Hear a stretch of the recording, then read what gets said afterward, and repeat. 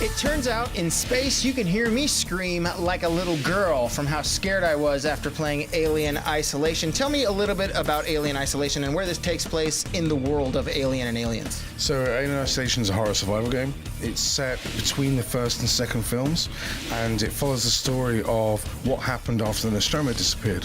You know, who went looking for it, what did they find? And we pick up with Ellen Ripley's daughter, Amanda. About 15 years after the Nostromo's disappeared, they find the black box, and she's part of an expedition to go and recover it. And then things go horribly wrong from there. Now, what made this the perfect place to set the game? We really want to recapture the atmosphere of the first film. It's almost like the granddaddy of horror survival setups. So we wanted you to be far from civilization, far from help. So you're going to a space station that's miles away from anything. It's a broken down station that's being decommissioned, and it's out in the deep space where the Nostromo disappeared or nearby. So it has those cool ingredients of a small number of people in this massive environment, which isn't necessarily set up for helping. There's not loads of military hardware everywhere or grenades and stuff. So it's that kind of haunted house in space, as we call it. And that adds to the atmosphere of the aim of the game is not to win, to destroy the alien. It's just to survive.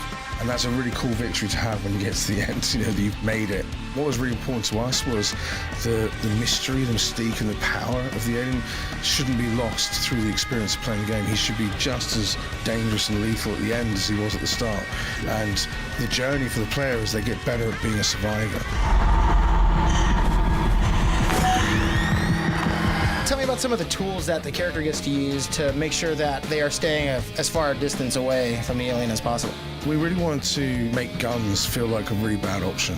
You may find or can find guns in the game, but they're loud and they don't really do any damage to him, or there's certainly not enough damage to him over a short distance for it to be worth it, right? So a lot of the tools or supplies you're going to find, we're very careful not to give away what they are, because part of the survival experience is kind of learning it and finding it, and having that fear of not knowing what to look for.